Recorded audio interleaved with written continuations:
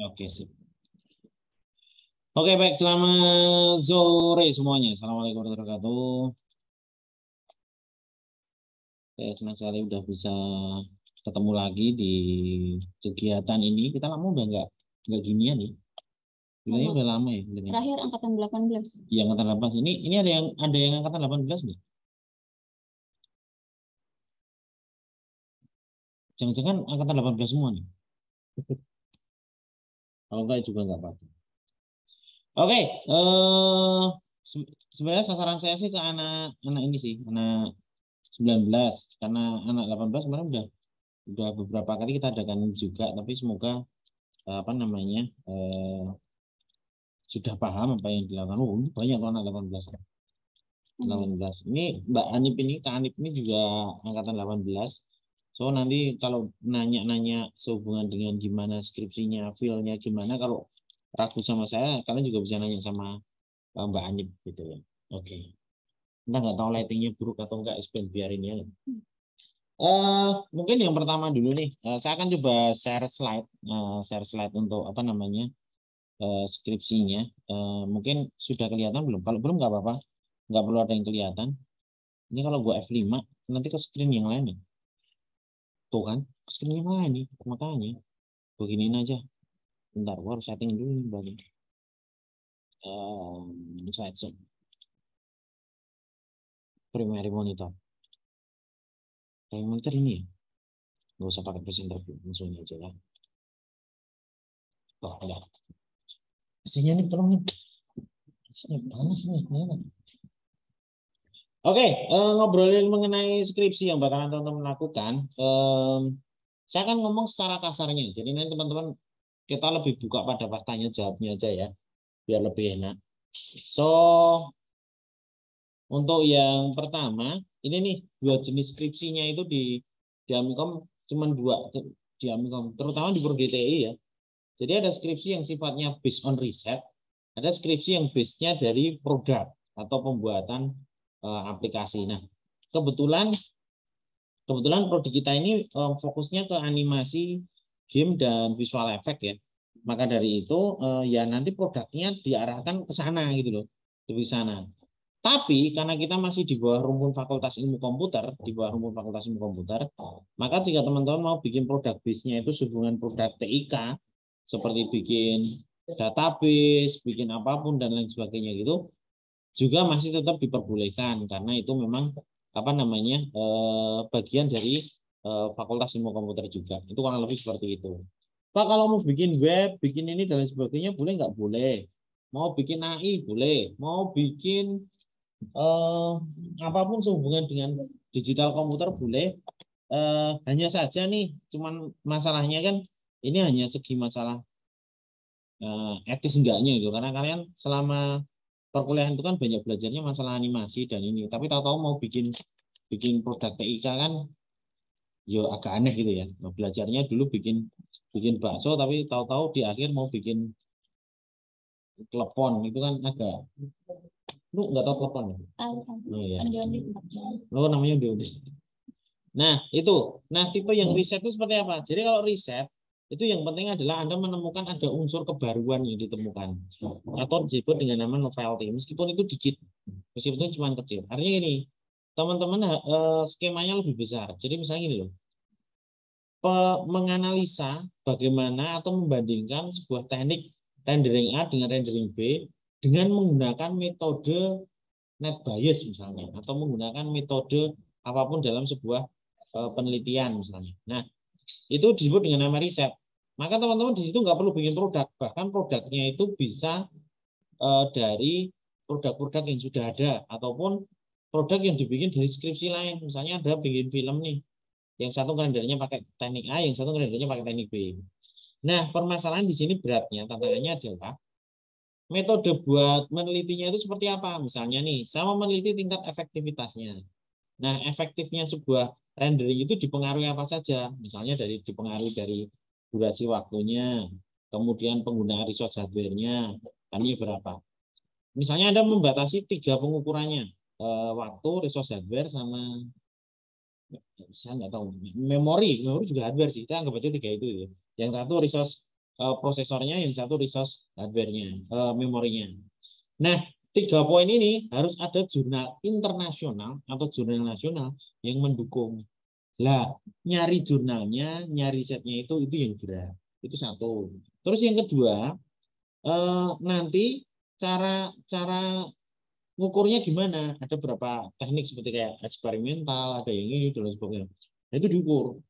Nah, ngukur seperti itu juga cukup berat karena Anda harus melakukannya banyak, minimal 100 kali percobaan. Jadi datanya itu kalau bisa sampai ribuan bahkan. Nah, itu hampir mirip kayak orang bikin tesis. Nah, tesis berarti S2. Ya. Nah, itu hampir mirip kayak orang bikin tesis. Makanya riset kelihatannya untuk Annex 1 cukup berat, tapi tetap dimungkinkan. Tetap dimungkinkan dikerjakan. Terus yang kedua adalah product base. Product base itu artinya gini, teman-teman mungkin akan mengimplementasikan sebuah teknik pada sebuah digital visual terhadap produk. Nah, nanti yang terakhir yang diukur itu adalah bagaimana teknik itu berperan pada penyajian produk tersebut. Nah, itu kayak itu. Ukurnya gimana, Pak? Bisa dengan survei, bisa dengan pendapat ahli, bisa dengan ini dan lain sebagainya. Itu yang dimaksudkan seperti itu. Nah, karena produk base ini lebih apa ya, lebih bisa kita terima karena kebanyakan kita praktikum ya, dan jujur aja mohon maaf nih, TI itu praktikumnya jauh lebih banyak dibandingkan prodi yang lain. Porsi praktikumnya itu jauh lebih banyak, bahkan ngumpulin anak D3 ya enggak. Nah, maka dari itu kita ini akan lebih banyak ngomongin masalah teknik seperti ini, bagaimana lu implementasi teknik pada sebuah penyajian sajian visual seperti itu. Nah, cuman permasalahannya ngukurnya ini nih, ngukurnya itu harus ngukur dalam urusan teknis. Jangan ngukur yang urusan sifatnya non teknis, yang sifatnya objektif. Yang sifatnya subjektif itu yang seperti apa, Pak? Sebagai contoh ini nih. Kalian ngukur bagaimana penggunaan teknik rigging ini dalam penyajian visual film ini. Nanti yang diukur jangan bikin kok pakai rigging ini nanti lebih menarik. Itu enggak. Pakai teksturnya lebih menarik enggak? Karena hal seperti itu lebih bersifat subjektif. Seperti gini nih. Ini Mbak Anip nih model ini. Mbak Anip ini cantik nggak menurut kalian? Lu nggak usah malu gitu, nggak usah malu kayak gitu. Lu malu-maluin malah. Enggak. Nah, kalau orang jawabnya, oh iya cantik. Kalau gue jawab enggak, kan boleh ya. Nah, artinya itu subjektif. Jadi kalau Anda bikin sebuah produk terus ngomong, nanti kalau pakai teknik ini lebih menarik, lebih bagus. Lah, siapa yang bilang? Kan juga bukan jaminan kan. Nah, maka dari itu tergolong yang subjektif. Maka teman-teman nanti ketika angkat produk base, jangan sampai memberikan sebuah alasan itu alasan yang bersifat subjektif. Harus alasan yang bersifat objektif. Contohnya? Objektif itu seperti ini. Jadi kalau kita misalnya bikin sebuah sajian animasi, kita harus ngerti dulu keunggulan animasi secara teknis. Animasi itu kemampuannya dalam memvisualkan sesuatu yang tidak bisa dilakukan lewat konsep live shoot. Itu seperti itu. Satu. Maka dari itu kalau Anda mau bikin film, berarti cerita-ceritanya itu harus mengangkat sebuah adegan, mengangkat sebuah cerita yang itu tidak bisa dilakukan lewat konsep live shoot. Jadi ketika ditanya, Mas, ini kenapa filmnya ini harus pakai animasi? Dikarenakan di sana ceritanya kayak gini, Pak. Itu cerita ada seorang yang ada seekor binatang yang gini. Binatang aja udah punya alasan kalau ini kita menggunakan yang konsep animasi 2D. Jadi nggak bikin kayak pakai animasi gimana? Biar lebih menarik. Kamu nggak bisa. Nah, terus yang kedua, animasi kan berarti ada spesifik ya. Spesifik. Misalnya mau spesifik pakai 2D atau 3D. 3D pun ada berapa teknik. 2D pun juga ada berapa teknik. So kalau teknik 2D-nya itu lebih ngomongin masalah sama pakai yang model ini cut out. Lah kenapa cut out? Nah, harus ada alasan teknisnya. Jangan sekali lagi gara-gara Pak biar lebih mudah. Sana yang mudah itu subjektif atau objektif? Kan gimana? Subjektif. Lu pelan banget ngomong. Subjektif. Karena belum tentu yang lain ngomong gampang juga. Oke, siap. Jawabannya kayak gitu itu. Itu nanti kalau di sidang itu bakalan ngaruh banget. Maka dari itu teman-teman harap dipertimbangkan alasan-alasan seperti itu ya. Dan itu pun juga dituliskan di latar belakang masalah.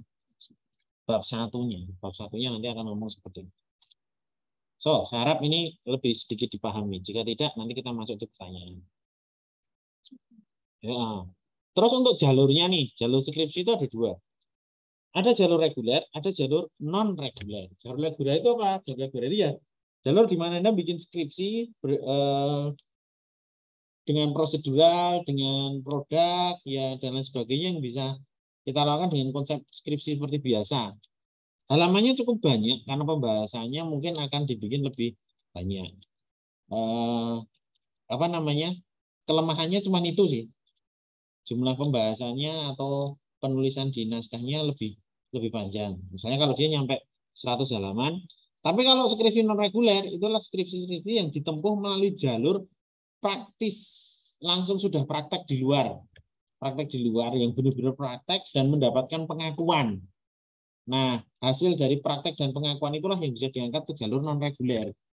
Nah, jalur non regulernya itu seperti apa? Keunggulannya naskahnya jauh lebih simpel jika dibandingkan dengan jalur yang reguler. Karena reguler itu belum ada pengakuan nggak apa-apa. Karena misalnya Anda bikin produk nih, produknya baru nanti ditayangkan, baru nanti diajukan itu setelah skripsi selesai, itu nggak apa-apa. Tapi kalau yang pakai sudah melakukan di sana, sudah dilawan di sini, sudah mendapat pengakuan dan lain sebagainya, maka itu termasuk yang bisa diajukan sebagai non regulernya. Kurang lebih seperti itu. Nah, jenis-jenisnya seperti apa? Ini kalau yang non reguler. Kalau reguler ya kita anggap aja sama ya. Yang non reguler itu adalah jalur jurnal. Nah, ini mungkin anak TI masih agak asing nih jalur jurnal itu seperti apa. Jadi jurnal ini sebenarnya jalur dari tipe riset tadi. Jadi yang riset yang bikin penelitian kayak gitu loh, terus diajukan ke jurnal internasional atau jurnal nasional yang punya level-level. Jadi level jurnal itu ada Sinta 5 paling bawah, Sinta 5, Sinta 4, Sinta 3, Sinta 2, Sinta 1. Terus ada yang namanya KI. Ada KI 4, KI 2, KI 3, KI 2, dan KI 1. Jadi ada tingkatannya gitu. KI 1 itu adalah jurnal internasional yang paling berat nembusnya. Masukinnya untuk dipublish jurnal tersebut paling berat karena itu level internasional. Ya. Mungkin profesor-profesor sana itu ini. Nah, Indonesia banyaknya menggunakan standarisasi Sinta. Nah, Sinta 5, Sinta 3. Nah, kalau ini minimal menggunakan Sinta 3 kalau nggak salah. Dari FIK meminta Sinta 3, kalau nggak Sinta 4. Nah. Gitu. Nah, itu kalau sudah publish jurnal, hasil yang dipublish di jurnal sana itu, lolos di sana, itu bisa dibuat skripsi. Nah, itu pengakuannya dari mana? Ketika Anda ngajukan jurnal ke sebuah, ngajukan penelitian ke sebuah jurnal, ya, itu di sana itu ada reviewernya masalahnya. Ada yang review, ada yang menilai, tulisanmu itu jijik, ini nggak benar ya, nggak gitu. Nah, dan ada biaya juga masalahnya. Masukin jurnal itu ada duitnya, Bu. Itu dari kita sendiri atau? Ya lu sendiri ya, masa kampus yang bayarin? Kan membawa nama kampus, Pak. Enggak juga. Itu nggak bawa nama kampus. Yang bawa itu sendiri. Ya, kalau mau ngakali ya kayak gitu itu ngajaknya sama dosen. Boleh. Jadi sama dosen boleh. Jadi ngajak dosen, misalnya, lu ngajak gua, Pak, saya ada penelitian nih. Kita join ya, gabung. Boleh. Nanti untuk masalah biaya joinan. Oh, bukan Bapak sepenuhnya. Bisa. Kalau enggak, kalau dia bisa masuk jurnal berapa itu kan. Nanti dosennya itu suruh apa jenenge? Dia pasti akan merasa, oh ini gini aja penelitian ini tak atas namakan saya sebagai penulis pertama, kalian penulis 2 dan ketiga. Sehingga nanti aku berhak minta duit ke prodi untuk nembusi itu, membiayai itu. Nah, cuman biasanya jurnal itu terbit biasanya paling cepat per 3 bulan ya. Per 3 bulan. Jadi kalau misalnya jurnal terbit bulan Januari, berarti sekarang ini harus sudah masukin. Itu nanti direview Januari terbit. Nah, ketika itu terbit, naskah jurnalmu itulah yang dikumpulkan buat skripsi yang jalur jurnal, yang regular jurnal. Itu jalur lomba nasional. Level minimal ya, minimal nasional. Nulisnya apa nih? Nosional. Siapa? Siapa yang nulis? Nosional, lomba minimal, jalur lomba. Lomba nasional. Lomba nasional itu artinya gini, lomba yang dimana pesertanya standarisasinya luas. Itu satu, standarisasi. Yang kedua, ciri khasnya kalau ujian nasional itu apa? Yang ikuti minimal ada perwakilan dari 3 pulau besar. Misalnya Jawa, Sumatera, Kalimantan misalnya gitu ya. Itu. Kalau NTB itu satu bagian. Satu bagian. Kemudian Papua atau apa dan sebagainya. Jadi pesertanya di sana itu biasanya tergolong nasional. Tapi kalau enggak, jadi sebenarnya waktu AVJ kemarin itu nasional. Oh iya. Itu dari Kalimantan juga ada kok. Di Kan Kalimantan. SMA. Iya, tapi maksudnya untuk SMA. Berarti Ya, ICE ya? siapa? ICE. Oh ya, ICE itu juga nasional tuh. Itu dari kampus manapun masuk itu juga. Atau Itu kalau harus enggak, menang nggak? nah ini nih minimal masuk 3 besar atau masuk nominasi. Masuk nominasi 3 besar atau masuk nominasi. Ya kalau bisa menang sih. Soalnya kalau dia masuk di sebuah kategori yang memang nggak ada pesertanya kan kadang mau nggak mau juara. Ya, itu konyolnya di situ. Kalau enggak kayak gimnastik, neta dan sebagainya itu bisa dimasukin. Nah, kalau levelnya internasional lebih bagus lagi. Maka nanti yang dibahas di sana adalah tentang bagaimana Anda itu berperan teknik Anda kenakan peran dalam menyajikan kebutuhan lomba tersebut gitu loh. Yang dibahas nanti di sana. Kalau yang entrepreneur Pak, entrepreneur ini bukan ya usaha, tapi ingat sesuai bidang kita ya. Jadi jualan cilok itu boleh tergolong entrepreneur sih. Tapi masalahnya kan nggak mengandung tempat kita ya. Nah, bukannya salah, bukannya nggak baik jualan cilok ya. Saya juga pengen untungnya gede banget ya kan.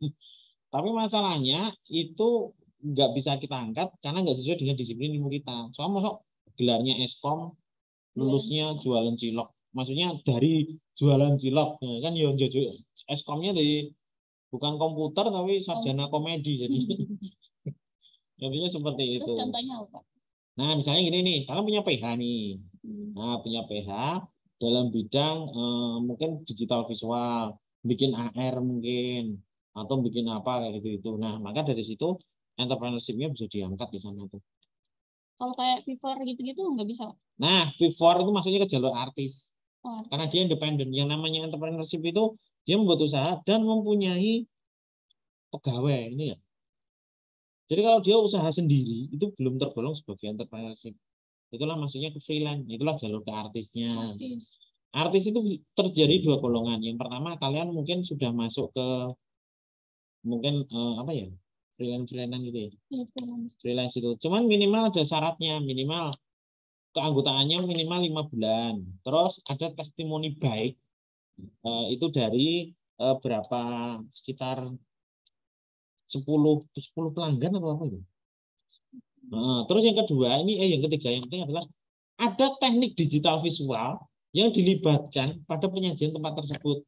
Jadi kemarin dia yang bikin imut, gambar imut. Nah, teknologi apa yang dilibatkan untuk penyajian ternyata ya kemampuan di seni doang.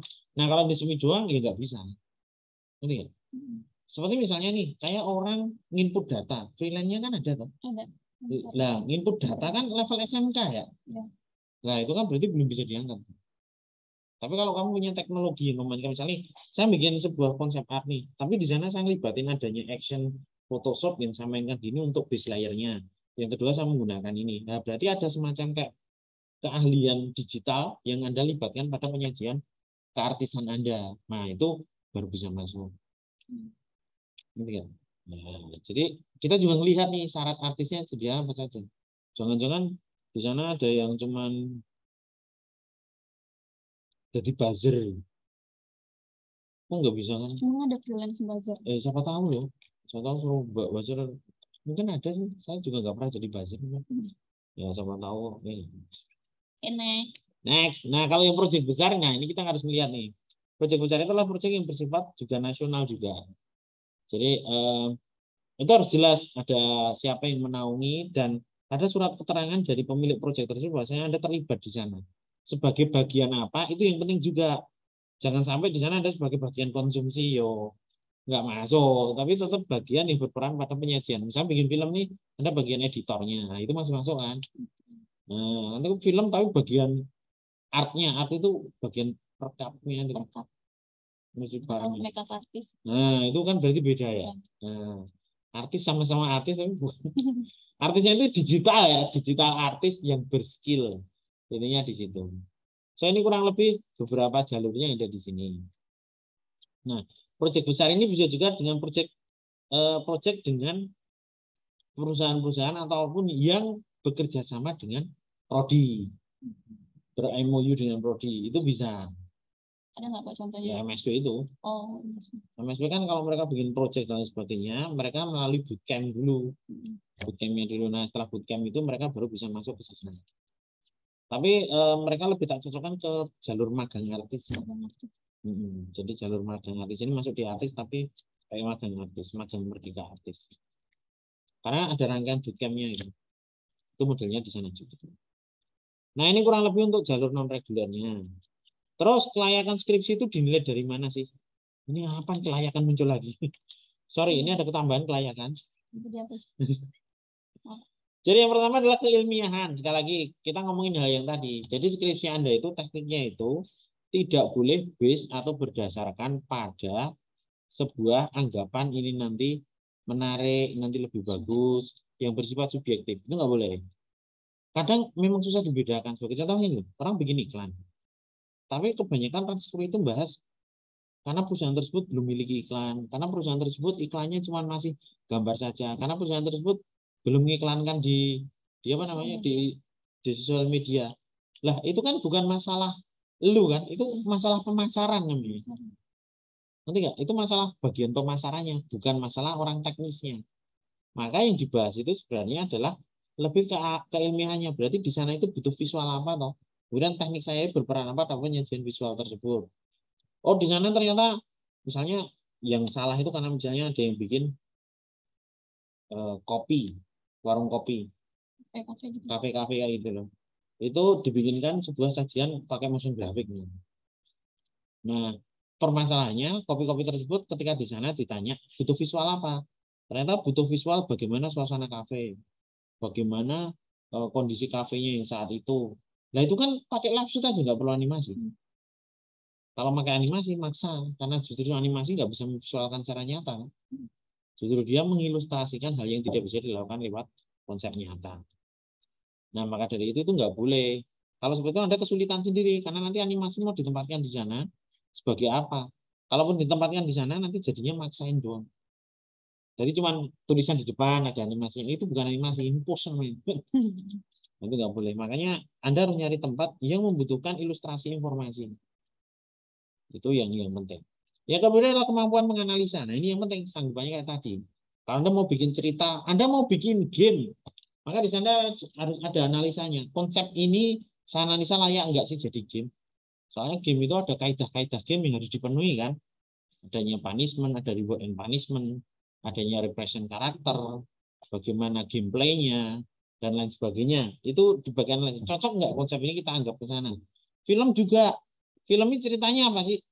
Soalnya dulu saya pernah dapat kayak gini nih. Ada orang bikin film 3D tentang pelestarian bumi.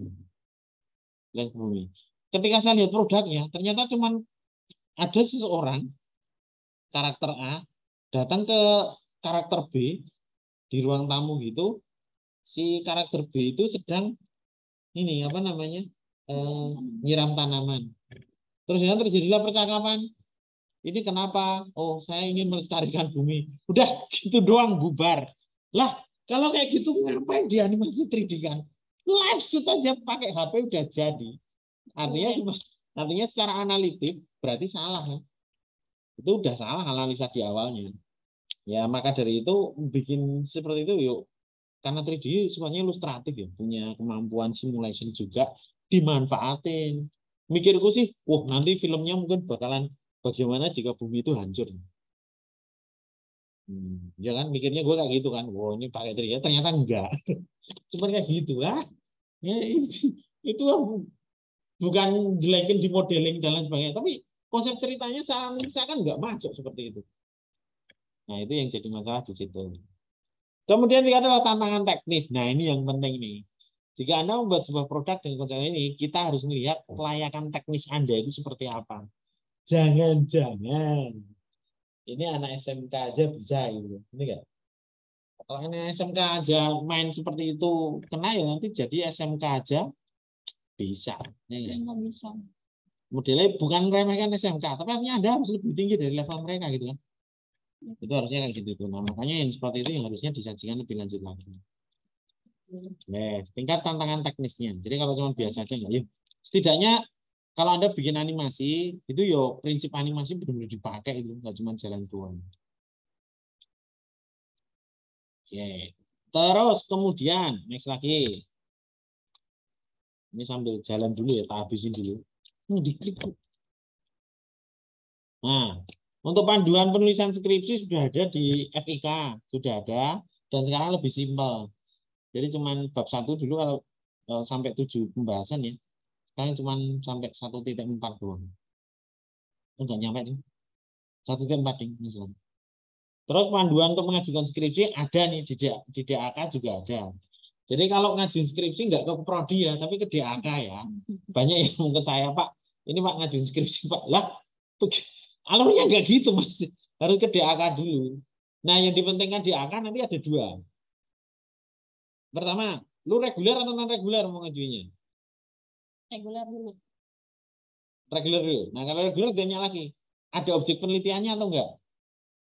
SIP-nya. Nah, kalau ada, Anda harus ngurus yang namanya SIP dulu, yaitu surat izin penelitian. Nah, surat izin penelitian itu Anda ngisi form tuh di sana.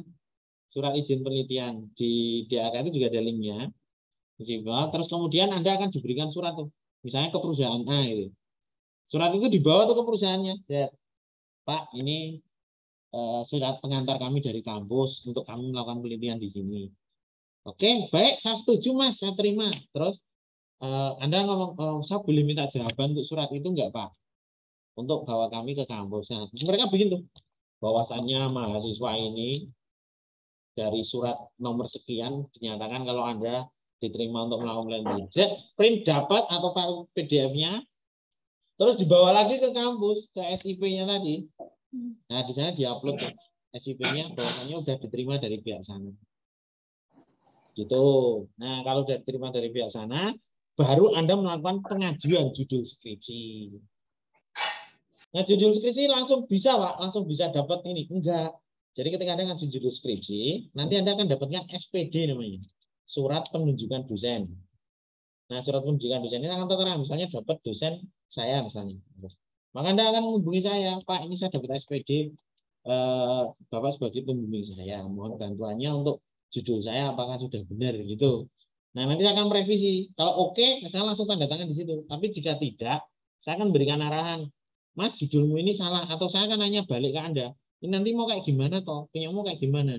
Oh, kalau kayak gitu judulnya harusnya gini aja. Lah, kamu setuju nggak? Enggak, Pak. Saya nggak setuju itu. Oke, berarti alternatifnya gini. Saya tetap nggak setuju, Pak.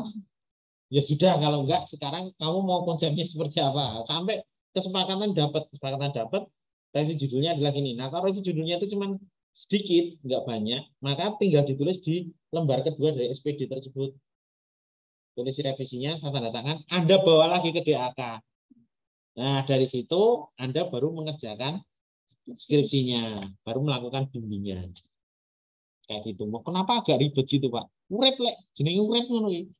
Namanya hidup ya kayak gitu. Hidup sebagai mahasiswa, hidup kayak Larry, ya enggak? Nah, kalau yang non reguler, nah ini sebenarnya agak simpel-simpel susah. Kalau jalannya non reguler, Anda tinggal ngajukan tuh pengajuan judul skripsi. Cuman permasalahannya kamu harus bawa surat pengantar dari prodi kalau Anda itu masuk tergolong yang non reguler. Nah, di prodi isinya apa? Ada di sid.suranti. Di sana ada pengajuan judul non reguler. Di sana diklik, Anda ngisi, ngasih gambaran apa. Nanti dari prodi akan mereview. Oh, ini layak nggak diangkat jadi skripsi non reguler. Jika tidak, ya ditolak. Tapi kalau iya, dibeblasin ke sana.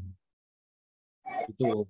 Ada baiknya konfirmasi ya setelah Anda ngisi, terus Anda konfirmasi ke prodi, ke saya boleh atau ke Pak Haryoko. Pak, kita udah ngisi ini. Nah, nanti tim prodi yang akan ini kadang mereka nggak ke notif ya. Dari sistemnya itu nggak ke notif, mereka hanya ngecek kadang berkala aja.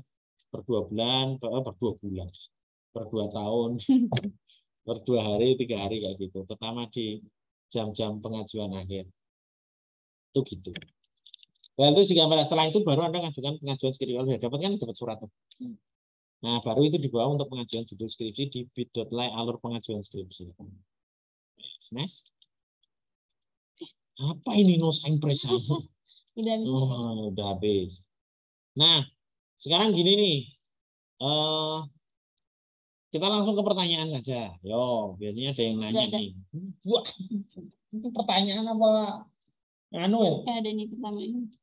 Selamat siang Pak Agus. Untuk skripsi tema compositing BOIM itu masuk non reguler kan? Buat Pak Stien. Enggak. Itu tetap masuk jalur reguler, Mas. Masuk jalur reguler ya, Mas Rafael.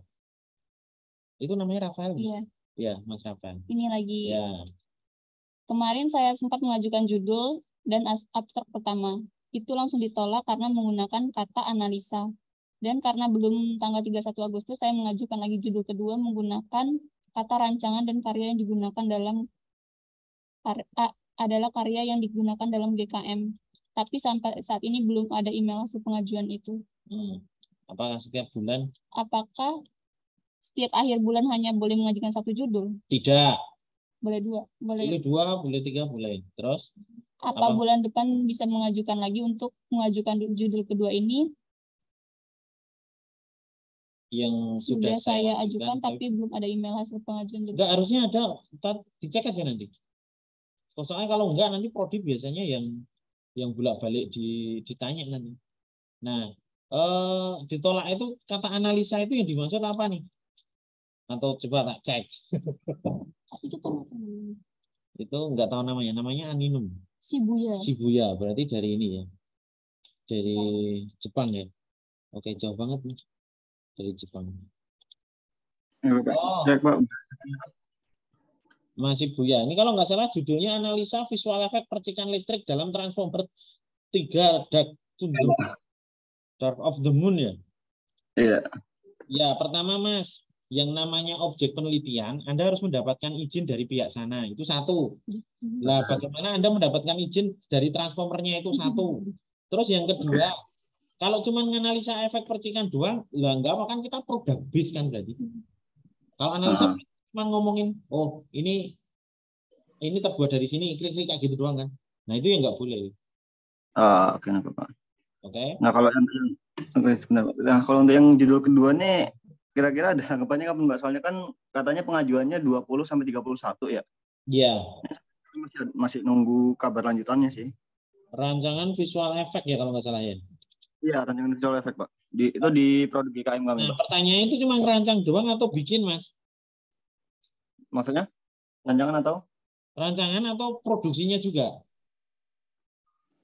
Berarti kalau sampai rencanaan sih nanti mau kalau emang semisal mau diperlebar sampai ke implementasi atau di bagian produksinya bisa sih Pak. Ya harusnya mau sampai implementasi Mas. Sekali lagi product base. Jadi nggak cuma ngerancang doang.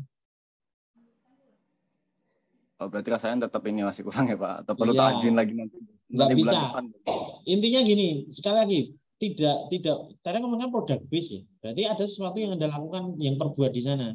Karena jujur aja saya langsung buka isi pengujian skripsi ya. Pengujian skripsi itu yang pertama penulisan dan presentasi nilai 1,5. Yang kedua penguasaan materi tentang bagaimana implementasinya. Yang ketiga adalah demo produk.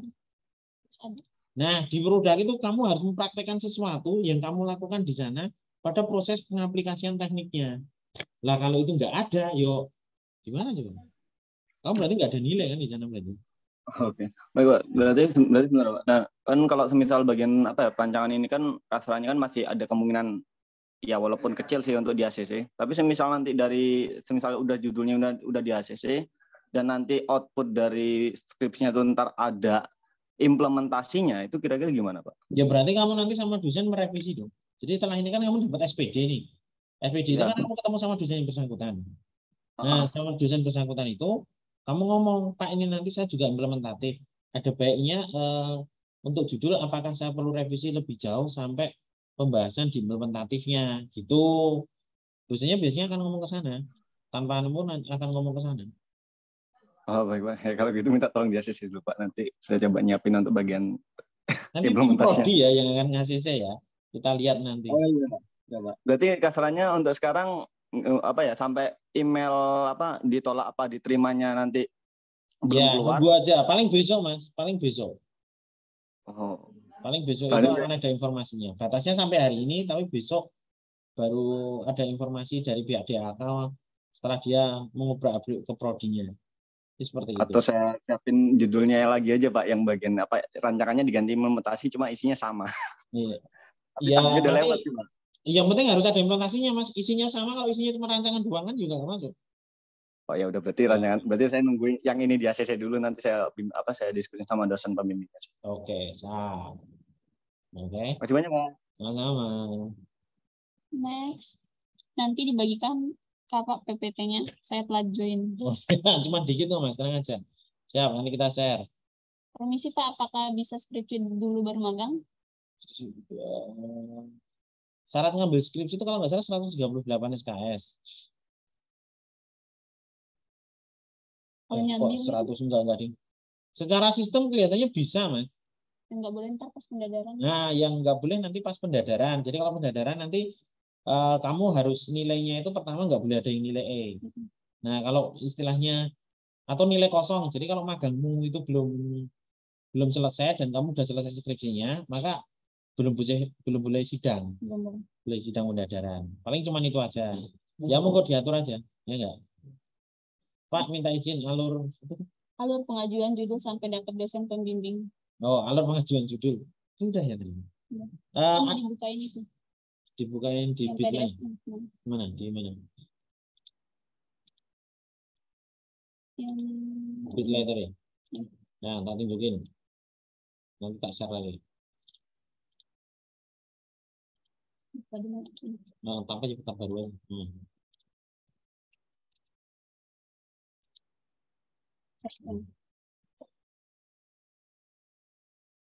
Nih. Informasi ini sudah ada di DAK ya. Jadi sudah ada di DAK. Jadi kalau Anda cek di sini nih, mahasiswa penginputan link nih, Bitly pengajuan judul baru nih. Ada Bitly-nya. Ada pengajuan tanggal 20 atau 30 setiap bulannya. Siapkan KHS ataupun KRS-nya, penginputan KHS. Nah, ini nomor 3 itu, mengupload surat izin penelitian. Saya taruh sini. Mengupload surat izin penelitian perusahaan untuk Nah, ini Anda harus ke SIP dulu kalau melibatkan adanya perusahaan ataupun objek di luar. Tapi jika tidak, ya susah itu. Permohonan SIP. Nah, ini 4 nomor 5 itu ngomongin masalah SIP-nya. Nah, setelah itu dapat, baru kamu melakukan pengajuan di atas tadi. Nih, pengajuan judul baru itu.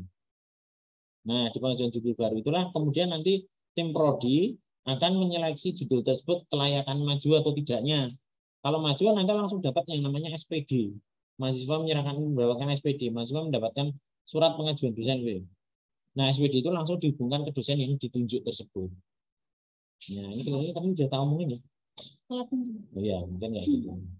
Ini terus alurnya di sini. Nanti cek aja nih di DAK ada. DAK ada. Nih. Semua bisa dilakukan di online. Artinya Anda nggak perlu ke kampus, bisa ini. Ya. Ya, kecuali kalau pada SIP ya. Kalau SIP ya harus ke tempat perusahaannya ya. Kayak gitu itu. Tapi kalau yang di DAK enggak ada jadi. Bahkan dosen pun kelihatannya sekarang sudah bisa pakai ini, bisa kok. Gitu. Saya harap ini sedikit menjawab. Nanti bisa dicek aja Mas DAK.amikom.ac.id bagian menu apa ya? Kelihatannya ada deh. Ada, pokoknya masuk sana itu sudah ketahuan semuanya di dak.amikom.ac.id. Kalau enggak cari di menu download atau mana itu pasti ada. Ya, stop share. Oke. Banyak nih. Kalau gamenya udah ada di Play Store, apakah bisa masuk non reguler? Oh enggak. Play Store itu kita hanya menganggap kalau itu ngupload di ini Mas. Ngupload di apa namanya? Di sebuah Google Drive. Artinya pengakuan dari Play Store-nya apa itu? Kan enggak ada. Kan? Sekali lagi, jalur reguler adalah jalur di mana Anda mendapatkan pengakuan dari luar. Gitu ya, pengakuan dari luar. Nah, pengakuan itu bukan berarti seperti ngupload doang. Makanya itu sama aja. Ini film saya sudah saya upload di YouTube. Boleh nggak saya angkat skripsi? Ya nggak boleh. Ya bukan gara-gara gitu doang. Tapi pengakuan itu adalah pengakuan bersifat reviewing, memberikan reviewernya itu ada pihak ketiga yang benar-benar secara resmi, secara otentik memberikan penilaian terhadap hasil kerja Anda dari sebuah proyek nyata di luar. Enggak cuma menilai, tapi memberikan pengakuan itu tadi. Maka itu tadi semua yang dilakukan itu masuk dari jurnal, artis, semuanya itu ada. Itu boleh. Jadi belum boleh ya Mas ya. Tuh, bahkan Play Store masuk di Play Store itu sebagai ini aja kok, sebagai apa namanya tempat buat naruhnya aja. Jadi gamenya kita juga ngeliat kan secara teknis gimana. Jangan-jangan gamenya Terus film juga, oh kita tuh udah bikin film animasi kita upload di YouTube. Ya kita ngeliat filmnya dulu juga ya. Kalau enggak ya enggak gitu. Terus Next, kalau jalur artis udah ya. udah. Kalau jalur artis non reguler persyaratannya apa aja, Pak? Nah tergantung cara artis reguler itu kamu nempuh yang mana, sebagai freelancernya, sebagai magang artis yang nggak di MSP itu, atau benar-benar jadi seorang artis. Kalau yang freelancer tadi udah ngomongin tuh, ada minimal, semuanya ngomongin teknik dulu ya.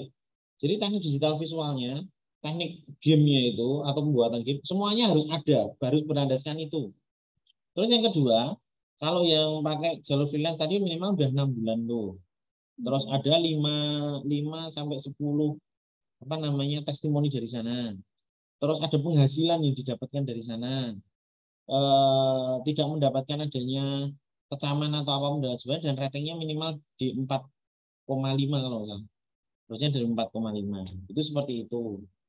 Dan sekali lagi freelance kita harus melihat dia ngapain. Freelance tadi. Maka kekuatan digital visualnya main.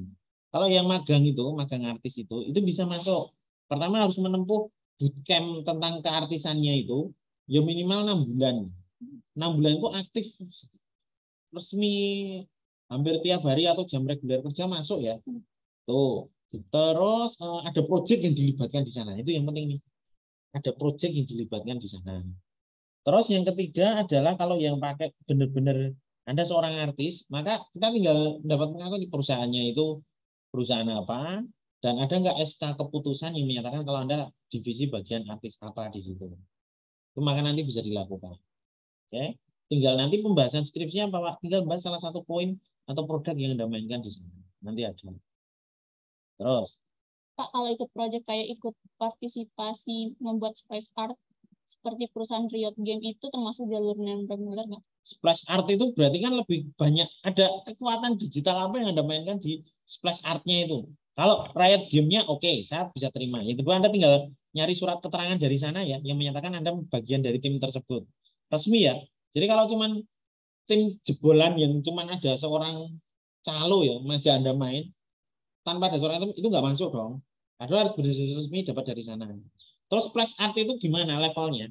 Kalau cuman doang gini nampil doang itu kan banyak artnya mas, nggak banyak kekuatan digital, kemampuan digital compositingnya itu nggak main di sana. Nah kita pengennya ada di sana itu. Jadi jangan kalau gini aja skripsi itu kalau ngerjainnya itu mudah maka ada yang salah. Jadi skripsi kalau ngerjainnya mudah itu ada yang salah.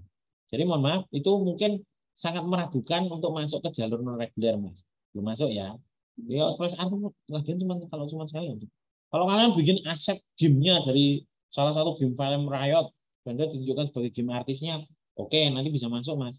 Tinggal butuh SK, butuh ini apa. Karena di sana kita akan lihat juga teknik digital apa yang Anda masukkan di sana. Wes, tanya lagi ya. Saya tanya, apa itu? Semisal ambil jalur artis, nah lewat Fiverr, jasa digital painting resmi realis, semi realis. Tadi saya sempat mendengar itu boleh asal ada teknik yang dipakai dalam Photoshop dan dapat review dari 10 customer. Dan semisal memang boleh teknik dalam Photoshop yang dibolehkan seperti apa ya? Menjawab.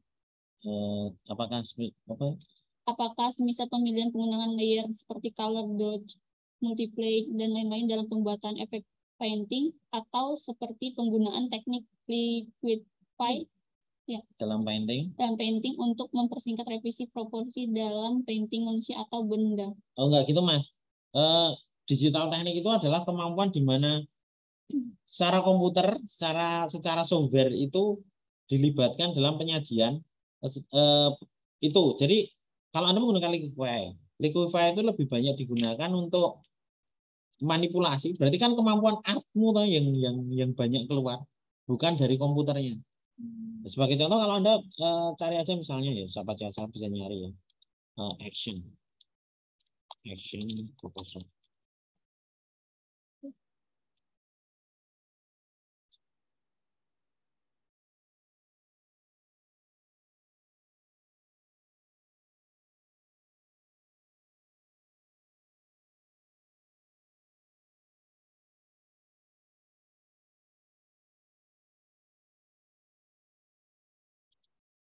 Jadi ada di Photoshop itu kan ada action ya. Action itu adalah serangkaian perintah yang Anda bisa gunakan untuk penyajian tertentu. Nah, melakukan perintah yang ada di sana itu kan butuh pemikiran teknis, teknologi komputernya itu dilibatkan, nanti nggak? Jadi tempat kita itu masih di bawah fakultas komputer ya. Jangan sampai kekuatan seninya itu yang menonjol. Meskipun seninya perlu, meskipun kemampuan komunikasinya perlu, tapi teknologinya harusnya dikuatkan. Nah, kalau teknologi itu menghasilkan bagus, tapi based on teknologi dalam membantu Anda bermain visual, boleh. Tapi kalau teknologi itu digunakan, tapi masih menggunakan kekuatan art kamu, maka ini malah yang kita di apa namanya di pengujian banyak dilakukan perdebatan. Sebagai contoh yang menggunakan action. Saya menggunakan action untuk membuat base layer dari sebuah digital painting. Jadi ada ini shadow dan lain sebagainya. Secara otomatis komputer bisa melakukan itu. Nah, Anda melakukan di action di sana nih. Caranya ada gini, tarik gini, ada gini. Anda membuat sekumpulan dari action di Photoshop. Itu yang Anda lakukan. So, ketika Anda mendapati itu Anda gunakan action itu. Cepet, jalan. Berarti ada teknologi yang Anda libatkan masuk di sana.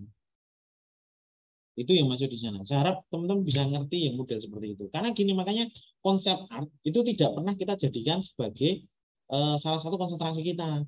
Karena kekuatannya di sana lebih banyak kekuatan seninya. Nah, kalau kekuatannya digitalnya itu, maka kita bisa mainkan. Makanya kemarin yang main Fiverr dan lain sebagainya, itu karena main mereka 3D. Jadi mereka benar-benar menggunakan kemampuan digital. Ania itu bermain di sana. Gitu. Oke. Ya, itu maunya di situ. Naik ke atas lagi. Next. Pak, perlu surat izin objek penelitian dari tadi gimana ya? Kalau menggunakan karya sendiri berarti tidak perlu. Nggak perlu. Karya sendiri nggak perlu. Cuma nanti perlu ada penilaian terhadap konsep karyanya. Ada kelayakan karya ini diangkat jadi skripsi apa enggak? Tapi nanti di bab 3. Uji para ahli nanti di bab 3. Tapi pas di awal nggak perlu. Kamu cukup membuat pernyataan bahwasanya tidak ada objek penelitian. Bikin film itu nggak perlu objek itu. Nggak perlu objek. Tapi kalau bikin iklan, bikin pembelajaran, bikin apa, itu perlu objek penelitian.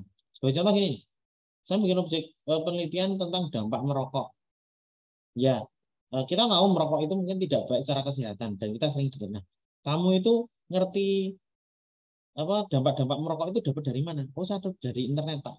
Siapa yang memvalidasi kebenaran informasi dari internet tersebut? Itu kan berat kan? Nah, maka dari itu ada baiknya itu malah Anda mencari sebuah tempat yang bisa memvalidasi itu. Karena butuh tempat, berarti butuh SIP. Ya misalnya klinik, misalnya dokter kayak gitu itu. Berarti kan judulnya adalah pembuatan pembelajaran tentang bahaya merokok pada klinik A gitu.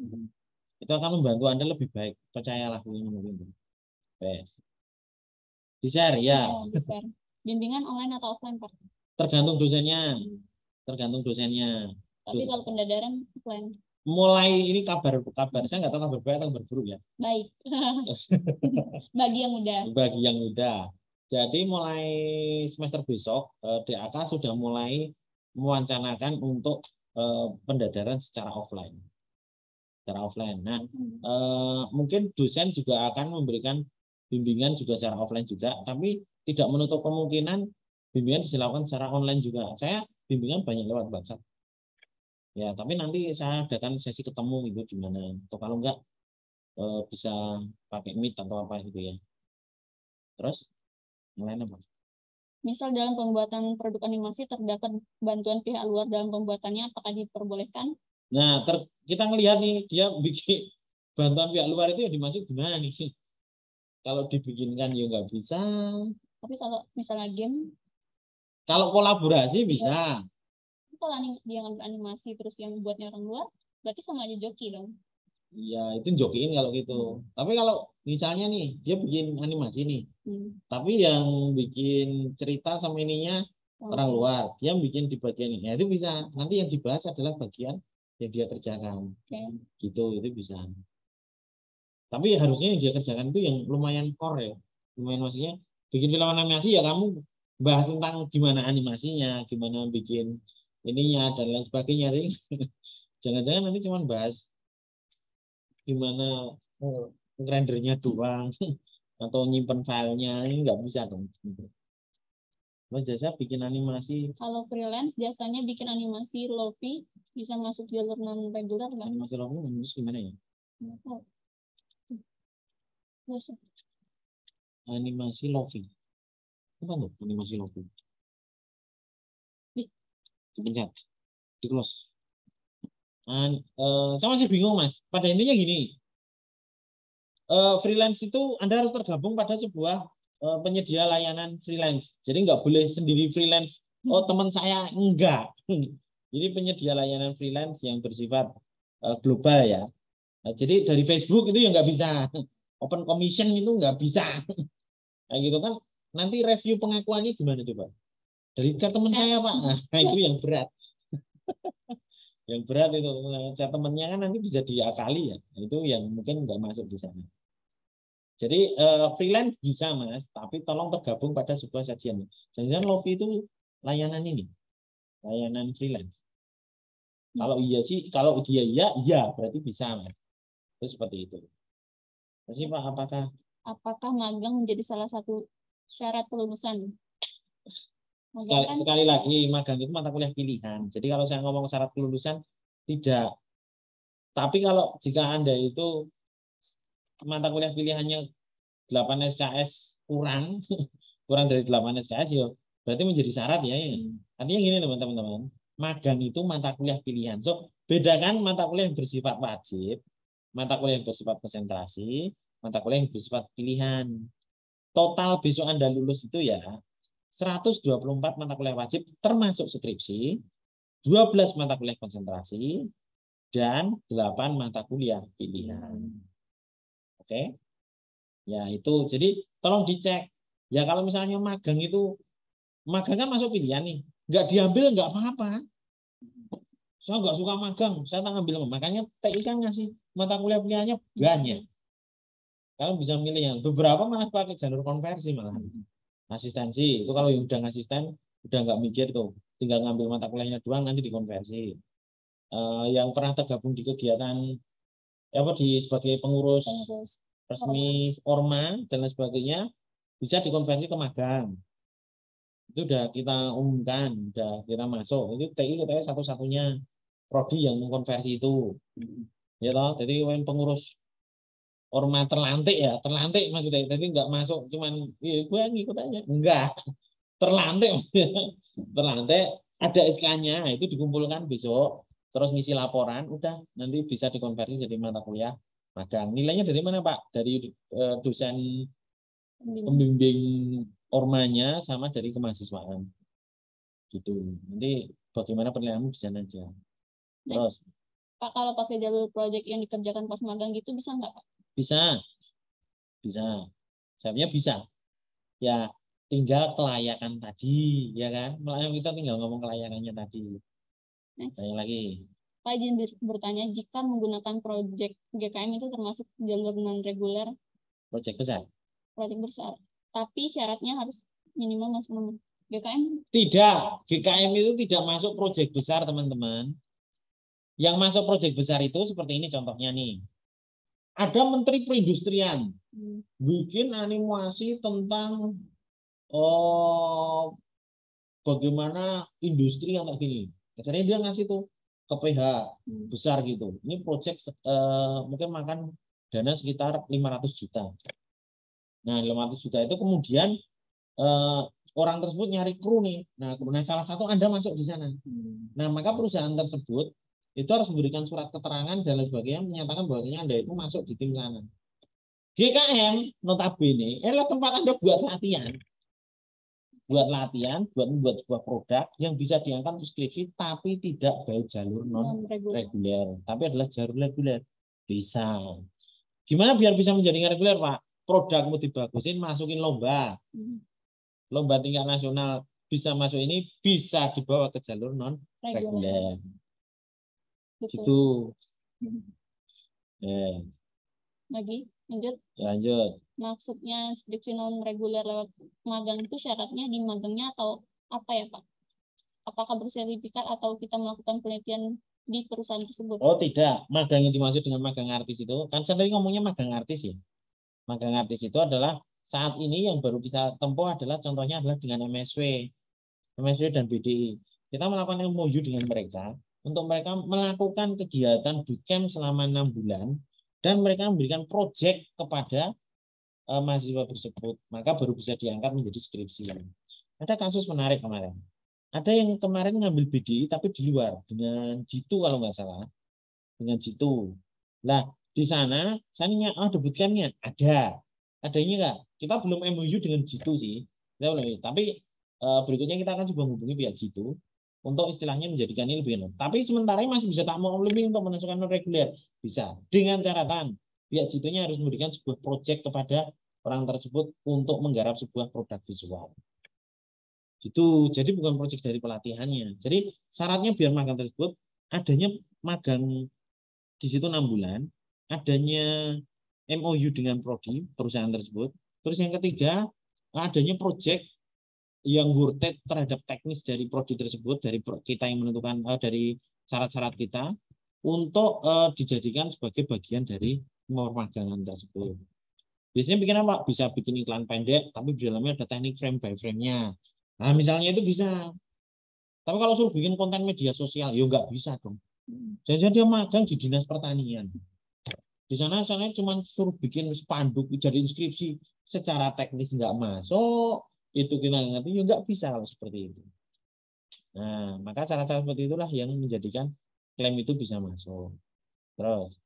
Pak izin bertanya, kalau skripsi non reguler jalur artis yang kerja di studio nanti isi skripsinya kayak apa ya? Apa laporan kerjanya yang kita kerjain di studio? Iya, proyek yang Anda dapati di studio tersebut itulah yang diangkat. Itu yang diangkat di sana. Oke, nah beserta kondisi bagi nanti di akhir juga ada dua penilaian, yaitu penilaian dari SPV-nya. Dari SPV-nya, penilaian kinerja dan penilaian kerja. Saya sambil tak cariin ini, sambil tak cariin contoh skripsi dari yang sudah pakai jalur non reguler. Nanti ya.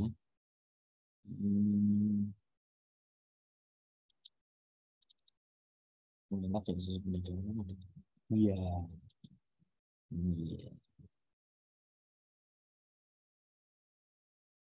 Ini kenapa ini? Ini Boni Paden. Ngecek dong. Oh, ngecek Boni. Bentar. Kemarin siapa yang bagus sih? Si itu, Yumna. Yumna mana ada? Dia kan non reguler kan? Ada yang baru-baru ini terakhir berarti bulan Agustus. Itu Yumna. Yumna amal Fajri. Oh iya, Yumna.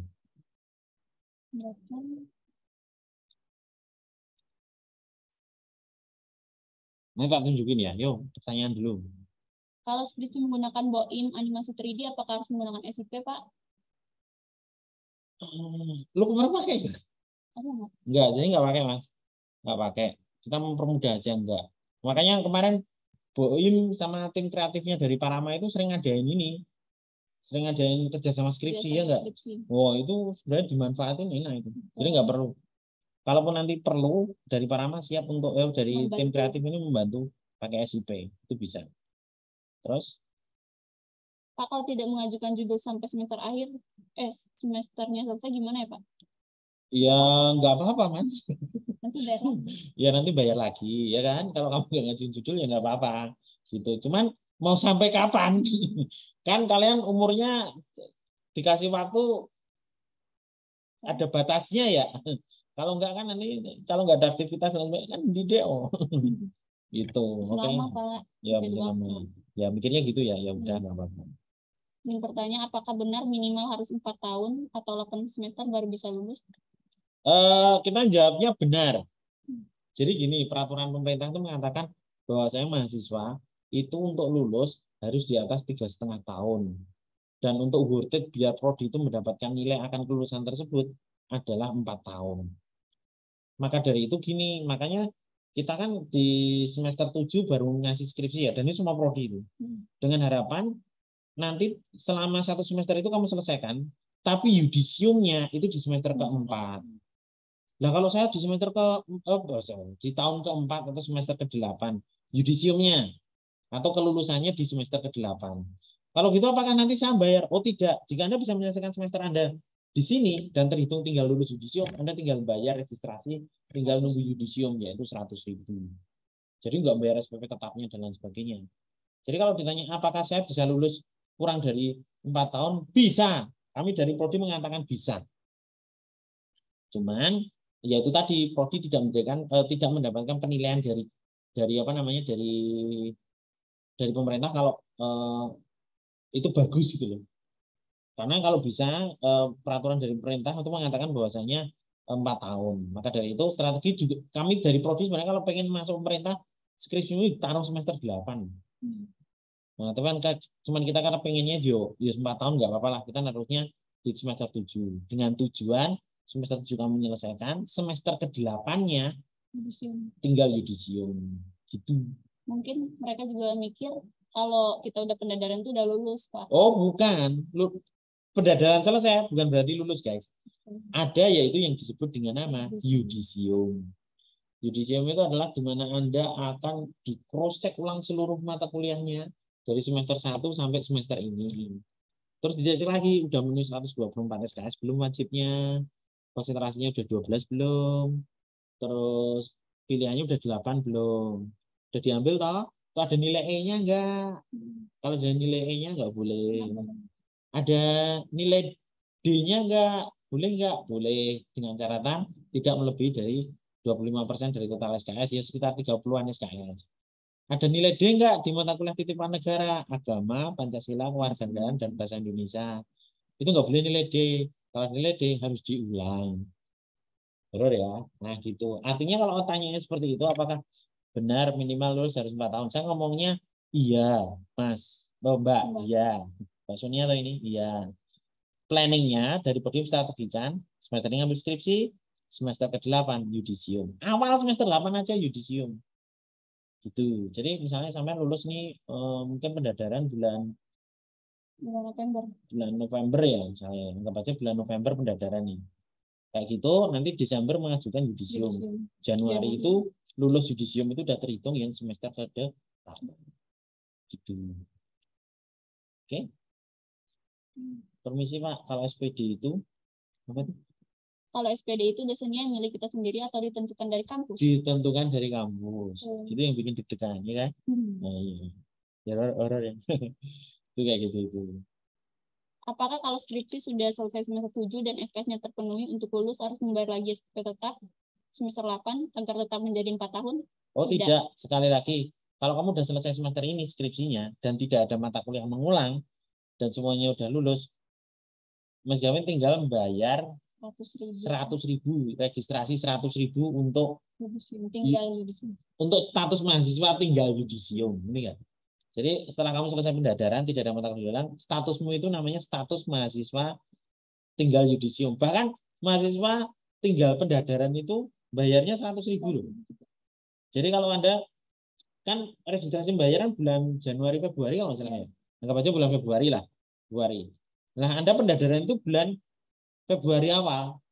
Bulan Februari awal itu baru di ACC dosennya. Maka disitulah kamu tinggal bayar registrasi lewat registrasinya itu. Kamu tinggal bayar 100.000 doang. Tapi itu harus ada surat ACC pendadaran. Ya, ada surat ACC pendadaran dari dosennya. Makanya saya sering doya-oya itu. Bulan Juli kemarin kan banyak doya-oya itu. Pak, saya menyelesaikan ini Pak, biar besok tinggal banyak. Ini ya dikejar. Tapi tolong jangan mepet. Terus tahu-tahu tinggal pendadaran ada yang pendadaran kan daftar tanggal 10 ya? Iya, terakhir. 10 pagi itu baru ngajuin bab 2. Minta di ACC. Ya nggak bisa dan Pak Bro. Nggak bisa, harus tetap kasihan Pak, saya nanti bisa bayar lah. Selama ini lu ngapain gitu kan? Kerja Pak. Kerja urusanmu kan. Kerja itu pilihan men. Kami tidak akan memberikan privilege pada mereka yang sudah kerja. Karena kerja itu pilihan. Ngerti nggak? Komitmen kalian waktu kuliah kan ya kuliah, bukan kerja. Kerja kan pilihan kalian. Ya itu seperti itu. Kejam memang, tapi ya kayak gitu. Apalagi? Pak, kita bisa ganti dosbing. Kalau bisa gimana dan syaratnya apa untuk ganti? Ada alasan dulu kenapa Anda harus ganti dosbing. Nggak suka Pak. Nggak boleh. Nggak suka, nggak boleh. Does being boleh diganti jika memang ada permasalahan secara teknis. Sebagai contoh, setelah direvisi ternyata judul Anda itu tidak masuk kategori animasi, ternyata kategorinya lebih ke game misalnya. Nah, maka nanti boleh ganti dosen yang lebih ke sana gitu. Dosennya susah diajak komunikasi, Pak, didatengin. Ghosting, Pak. Ghosting, datengin. Dan kita nggak boleh ganti dosen hanya gara-gara seperti itu. Karena besok perjuangan kalian itu, ya pas nyari dosen, pas bimbingan, guys. Perjuangan skripsi itu di situ. Jadi yang selama ini semuanya manut-manut sama teman, yo mulai dewasa deh. Yang selama introvert nggak boleh introvert. Kalian udah dilatih untuk tidak introvert mulai semester 6. Ya, itu nggak boleh. Itu semuanya nggak boleh. Ya lagi. Semisal ambil skripsi semester ini, nah misal semester ini nggak kelar gimana, Pak? Ya sama aja seperti Anda ngambil mata kuliah, tapi nggak ikut ujian, otomatis Anda nggak ada nilainya kan? Ya berarti semester depan diambil lagi. Ini kayak seperti itu. Tapi tetap lanjutin skripsi. Nah, tetap lanjutin. Jadi nggak dari awal lagi ngajuin judul itu enggak. Tapi tetap lanjut, bayar aja, karesan, tapi tetap lanjut, gitu. Jadi skripsi ini yang kadang panjang, karena skripsi ini nggak kayak orang kuliah, ya. Tinggal ngontrol. Kemarin ada yang nanya, Pak skripsi saya kok nggak ada kelasnya? Skripsi nggak pakai kelas, Mas. Kalau udah dapet dosen ya jalan. Oh gitu, Pak. Lagi. Saya buka jasanya di Fiverr, Pak, produk animasi Lofi. Lofi. Saya kurang tahu animasi Lofi yang dimaksud yang apa sih, Mas? Ini dijelasin ya. Meskipun dijelasin ya. Nanti seperti apa. Ya tadi syaratnya itu tadi, Mas. Sudah berapa bulan, terus sudah berapa klien, ratingnya berapa, terus ada teknologi apa dari tempat kita digital visualnya yang dilibatkan di sana. Gitu loh. Oke. Ya. Berarti magang Parama belum termasuk non-reguler ya, Pak? Belum. Mohon maaf ya. Belum. Magang Parama ya bagian dari magang kemarin.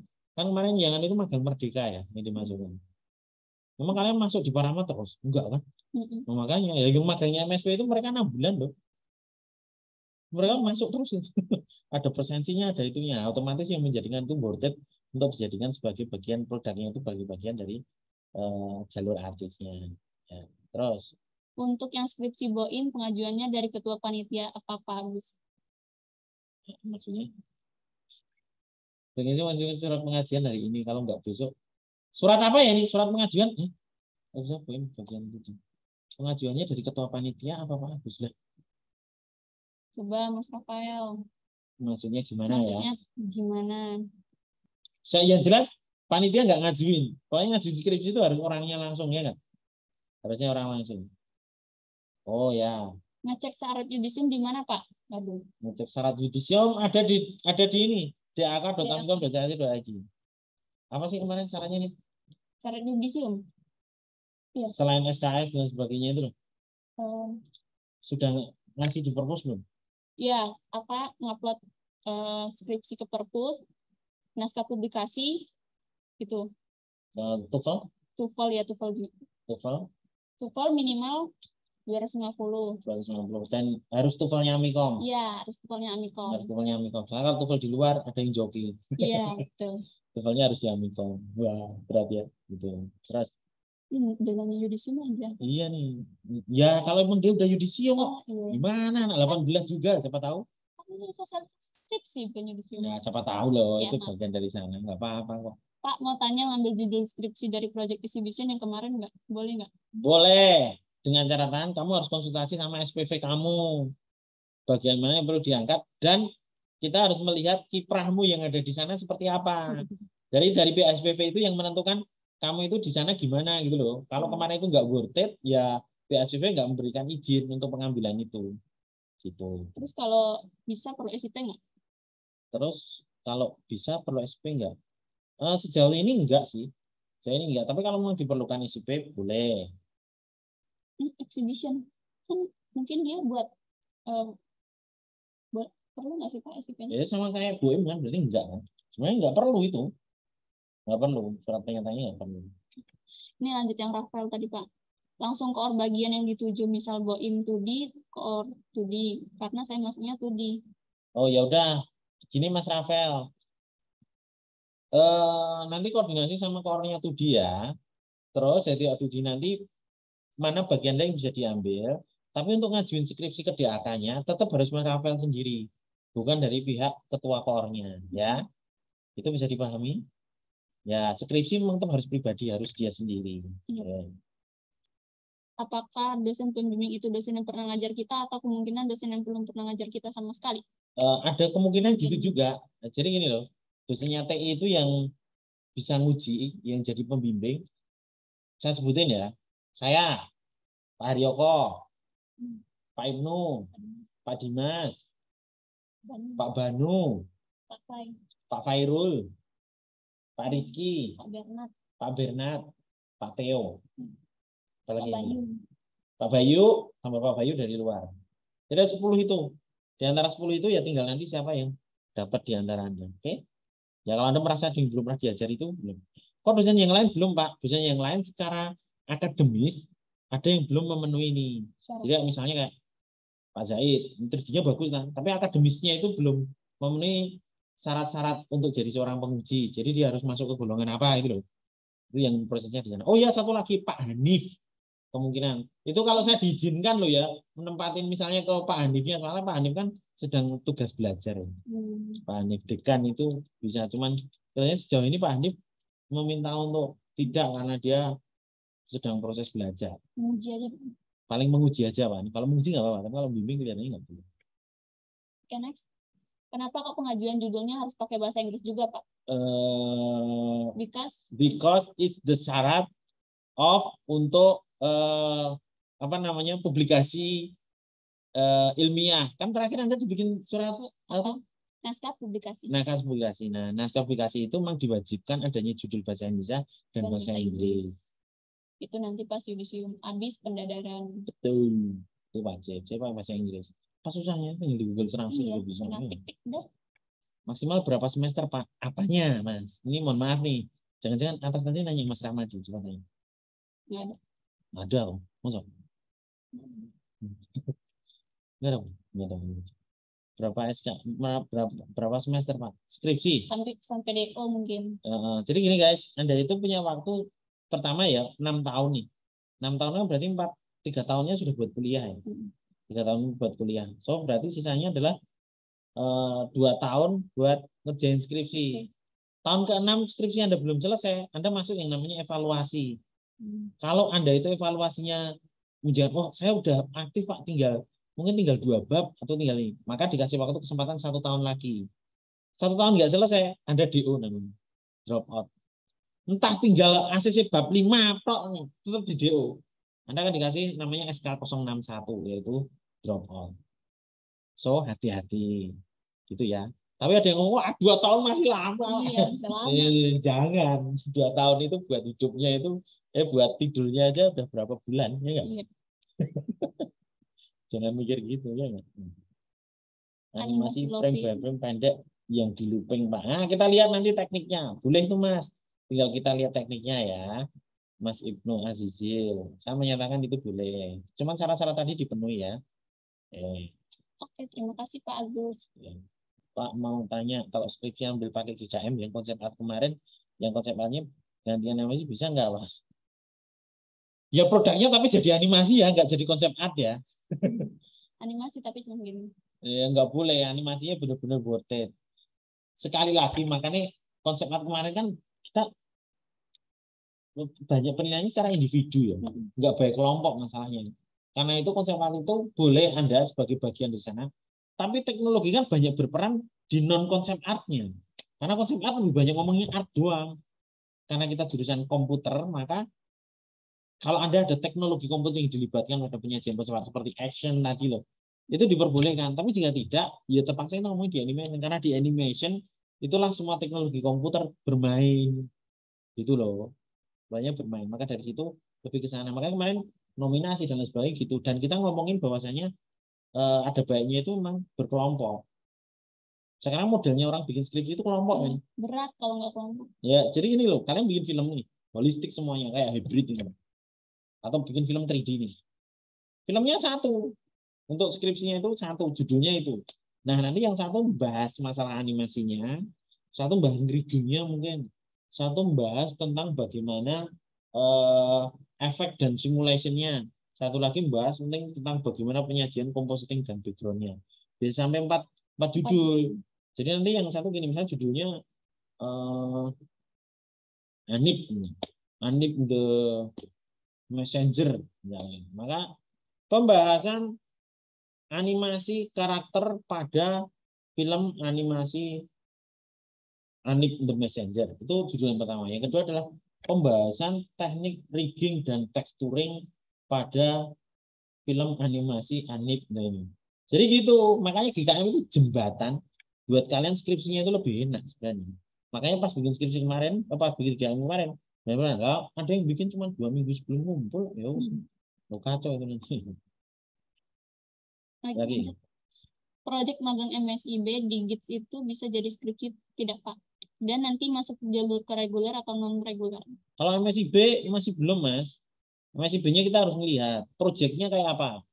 Kalau misalnya proyek kita benar-benar worth it, bisa masuk skripsi, tapi masuknya ke jalur reguler. Karena reguler tadi, Mas, sekali lagi ada pengakuan dari pihak luar. Karena MSIB itu studi independen ya, bukan melakukan proyeknya ya. Nah, ada yang kemarin nih malah bisa masuk, yang ini SPMGD. Itu ada studinya. Terakhir mereka ada capstone project-nya. Capstone project-nya, terus ada perlombaannya, ada penilaiannya. Nah, itu bisa dibawa malahan ke jalur non-reguler kalau dia juara. Tapi kalau itu nggak juara, itu nggak bisa. Nggak bisa ke non-reguler. Bisa dibawa ke reguler, tapi nggak ke non-regulernya enggak. Gitu. Pada intinya gini loh guys, jalur reguler sama non reguler itu sama-sama beratnya. Jadi jangan mikir non reguler lebih mudah, enggak. Karena meskipun reguler kalian tuh bikin laporan, ya memang pendek sih, tapi itu sama-sama mikir, ngerti ya? Sama-sama mikir. Artinya jangan terus ngiri sama orang, oh, ini jalur reguler, enggak. Tetap sama-sama bikin laporan. Gitu, oke. Pengujiannya juga tetap bagiannya konsepnya juga sama. Jadi jangan mikir jalur reguler lebih enak. Enggak juga. Jalan. Yang lain. Maaf Pak, tadi kurang jelas untuk konsultasinya kemana ya untuk mengajukan judul yang diambil dari exhibition? Ke SPV kalian. Dosen pembimbing itu. SPV itu supervisornya dari proyeknya kemarin. Misalnya Tudi, oh itu ke Dimas. Enggak. Kan kalau dia ngerjain Sip, Bapak. Oh, anunya ya, GKM-nya ya. Konsultasi kemana mengajukan judul yang diambil dari project exhibition. Kalau konsultasinya sama saya bisa. Cuman kalian nanti siap untuk ada revisi ya. Soalnya gini guys, jujur aja. Kemarin itu hanya beberapa judul aja yang memang sudah layak masuk skripsi. Yang lain memang butuh banyak revisi di produknya. Artinya gini guys, jangan berpikir produknya langsung mentahan nanti bakalan disubskripsikan, nggak bisa. Tetap harus ada perubahan. Baik di storytell dan lain sebagainya banyak perubahan. Karena saya lihat banyak kegiatan itu racing. Dan nanti nggak kemarin dari review dari Dewan Juri pun juga banyak ngomongin seperti itu. Dan kalau kemarin nggak kita pakai prosentase, nilainya maksimal B ya. Iya, kebanyakan B dan ada yang D. D. Ya kemarin kita pakai prosentase. Kalau nggak pakai prosentase, kacau nilainya. Prosentase itu ditambahin. Ya, ada ditambahin lagi. Ada yang dibantu sama orang BOEM lagi. Yang kemarin ikut BOEM terbantu banget itu. Ya, jadi gini guys, jangan merasa produk eksib kemarin itu ini udah otomatis layak, saya udah masuk. Meskipun Anda jadi nominator, kamu jadi pemenang loh ya. Masih ada yang berapa yang perlu dilakukan revisi, bahkan saya boleh ngomong revisinya agak gede-gedean untuk penyajian produknya. Kalau saran saya, pertama bisa dikonsultasikan ke dosen pembimbing teknis kemarin. Itu satu. Terus yang kedua bisa dikonsultasikan ke saya. Itu bisa. Karena kita tetap melihat dari kompleksitas teknis yang Anda gunakan itu juga mau seperti apa. Gitu. Oke? Ya, itu seperti itu. Tetap bisa diajukan selama Anda bersedia untuk melakukan perubahan yang ada di sana. Gitu. Pak, jika ada mata kuliah mengulang, apakah bisa dikonversi melalui magang kampus Merdeka? Bisa, kecuali mata kuliah titipan negara. Nggak boleh. Bahasa Indonesia nggak boleh, mohon maaf. Ya, jadi sorry ya. Nggak bisa. Lanjut. Terus. Kalau dosen pembimbingnya tidak sesuai dengan konsentrasi gimana Pak? Misalnya kita ambil studi sedangkan dosennya ke coding, ahli ke coding. Siapa ya dosennya, Mbak? Contohnya coba. Sebut nama aja nggak Ya, apa-apa. nggak apa-apa. Saya berani sebut nama aja semua. Konsentrasinya studi, nilainya lebih ke anti coding game. Oke. Judulmu apa? Terus dosen pembimbing siapa? Kalau seperti itu alasan teknis itu. Nanti bisa pindah. Tapi saya minta tolong disebutkan namanya dulu. Ya. Permisi. Selain di sini, misal kalau ada kami mau tanya seputar skripsi itu lagi di mana Pak? Saya Nanti adain lagi kali. kita ngadain lagi gini aja. Saya tak ngadain lagi tiap akhir bulan ya. Besok mungkin lebih awal, mungkin di tanggal 20-an gitu. Oh, Karena kalau pengajuan skripsi kan biasanya di tanggal 1 tanggal 20 sampai tanggal 30. Jadi nanti kita ngadain lagi seperti ini. Oke, kalau enggak bisa ke saya. Kalau enggak semua dosen Anda itu bisa ditanya sebelum skripsi. Itu gitu. Oke? Apalagi? Kalau produk GKM kemarin itu kalau sekiranya boleh dan layak dipakai untuk berkelompok, terutama itu pecah judulnya gimana? Ya, bisa. Bisa. 20 September PPM, Pak. Ya, lu ikut aja PPM. Iya. Kita kan enggak. Dia ngurus. Kan yang ngurus PPM cuma satu, yang lain 105 orang enggak. Balik stres. Ya lu kan ini PPM lu. Kasian deh. Yuk, siapa lagi mau nanya? Lagi bawah. Kalau ke Pak Agus langsung buat konsul pecah judulnya gimana? Bisa.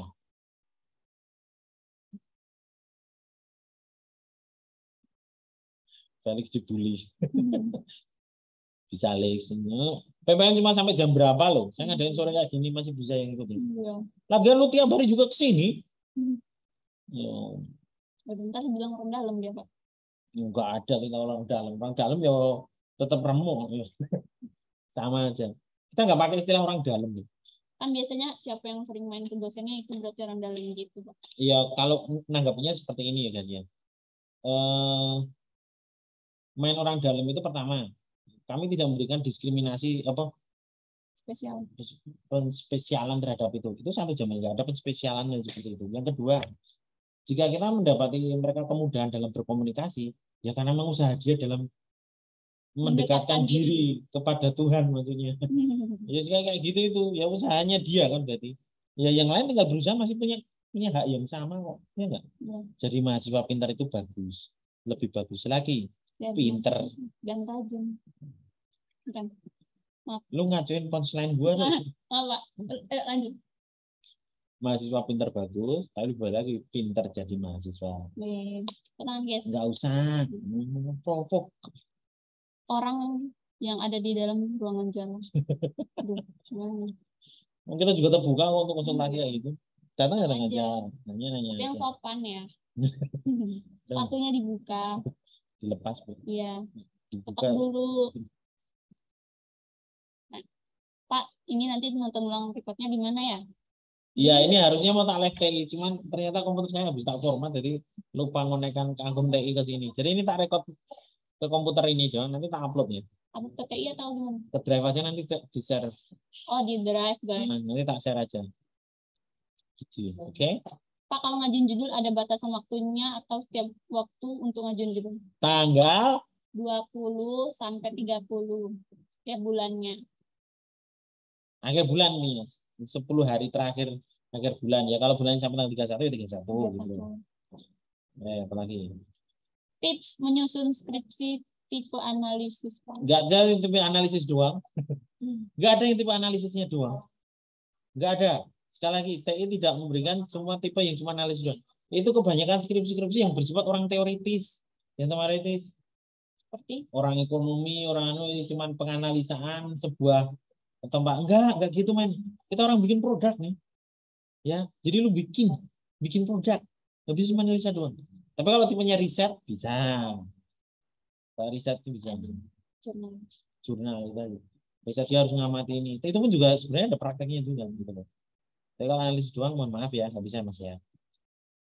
Kalau misalnya judul skripsi belum di ACC atau direvisi sampai tenggat waktu tanggal 5 nanti bagaimana ya? Enggak mungkin, pasti ada. Kalau enggak gini aja, kamu lapornya ke DAK kalau itu memang belum. Kalau enggak dosennya didatengin. Datengin aja, telepon dan lain sebagainya. Pak, kalau yang itu BDI kemarin gimana skripsinya? kalian dapat proyek kan dari MSP? Ya. Yang ke BDI kemarin kan dapat proyek kan yang dari MSP. Ya, maka proyek itu yang kamu ajukan sebagai skripsinya. Apakah harus ngejun judul setiap bulannya, Pak?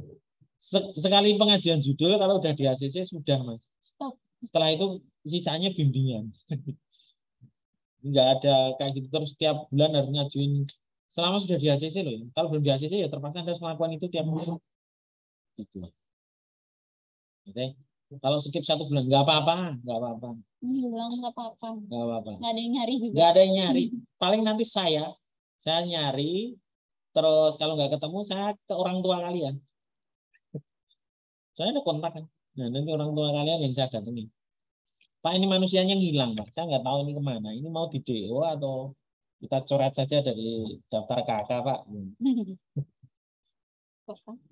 Ya, makanya jangan ngilang loh. Nggak bisa ngilang. Nggak suka di ghosting. Ya, orang ghosting itu merugikan prodi misalnya. Tapi kan bayar dia. Bayar aja susah itu namanya. Itu namanya beban kampus namanya. Atau mereka menyebutnya donatur kampus. Enggak, beban kampus. Ngerti nggak? Nanti di persentase nih studi mahasiswa. Kalau studi mahasiswanya itu panjang semua, rata-rata misalnya masa studinya adalah 5 tahun atau 7 tahun. Prodi yang kena itu jelek. Nanti pertama dikira kurikulumnya nggak menyediakan sampai 4 tahun. Kurikulum kita itu 3,5 tahun selesai loh. Bahkan tahun ke-3,5 itu yang ada semester 7 itu 3 skripsi doang kalau Anda manut. Nanti terus apa namanya fitnahnya ke sana. Iya, lanjut Pak. Terus. Pak, satu dosbing itu membimbing berapa mahasiswa ya? Nanti bimbingannya individu atau bareng-bareng? Tergantung mekanisme dari dosen yang bimbingnya. Ada dosen yang bimbingnya itu barengan, ada dosennya yang bersifat pribadi. Kalau saya pribadi dan barengan. Itu kayak gitu. Tergantung dosbing masing-masing. Akuilah tantanganmu nih, Cak. Makanya orang skripsi itu macam-macam, ada faktor X-nya itu banyak. Kemarin waktu kamu kuliah gimana? Kalau kuliahmu di dalam itu dosennya niteni bocah kayak nggak benar, dia nggak benar, nah, itu ngaruh nanti di bimbingan. Ya gitu itu, makanya jangan sembarangan kayak gitu. Dan dosen dan dari prodi diwajibkan untuk istilahnya memberikan kekuasaan kepada dosen pembimbing untuk dapat melakukan mekanisme bimbingan mereka. Ingat, dosen bimbing Anda itu sebisa mungkin harus Anda jadikan malaikat pendukung Anda. Iya, makanya kalau sampai Anda bermasalah dengan dosen bimbing Anda, wah, bermasalah nanti mendadak. Sebisa mungkin harus Anda jadikan sebagai malaikat pendukungnya. Udah ya. Nah, kalau udah tak tunjukin ini contoh yang kemarin non regular ada. Jika segmen visual efek kemungkinan dosbingnya siapa aja? Saya, Pak Ibnu, Pak Dimas bisa.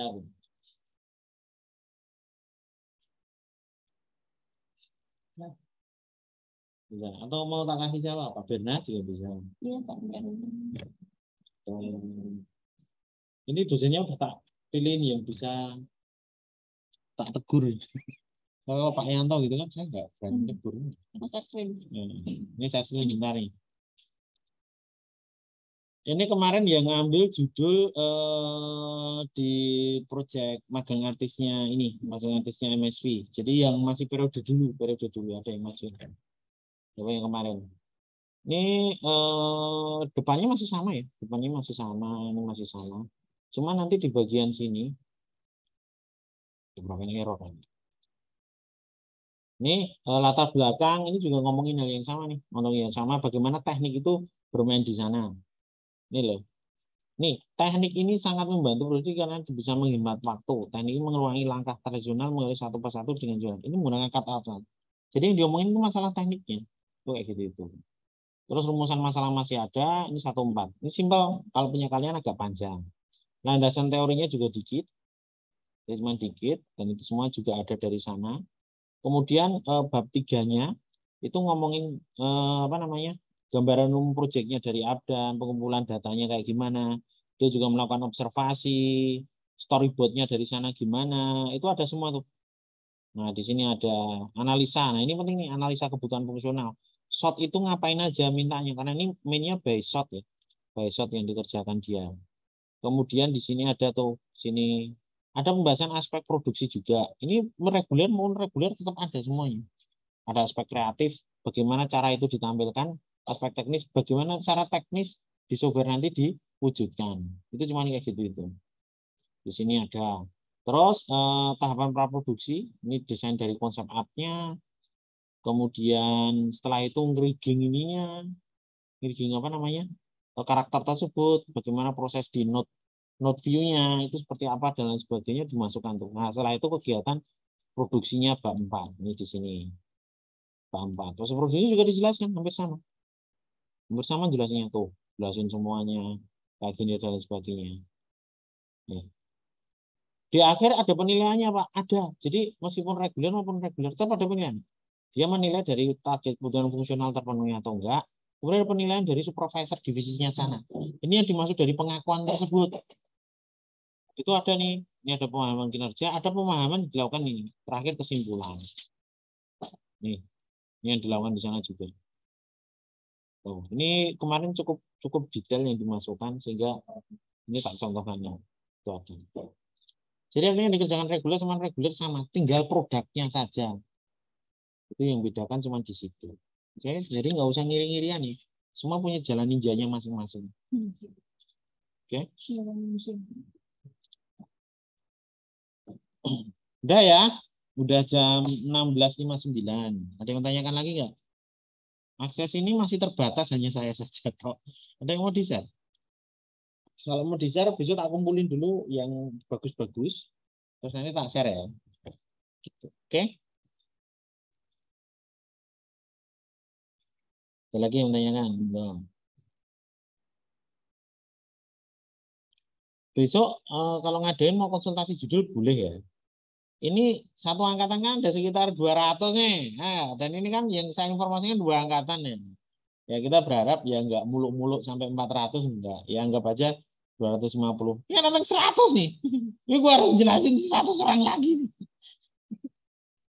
Allah, berapa?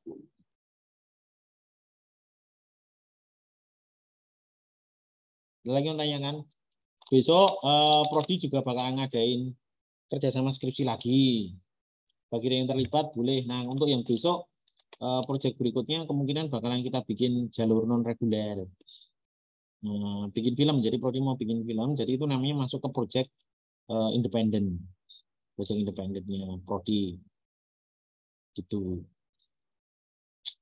Oke, ada yang lain menanyakan? Kalau enggak berarti udah nyampe sini dulu aja. Gitu Mbak Anik.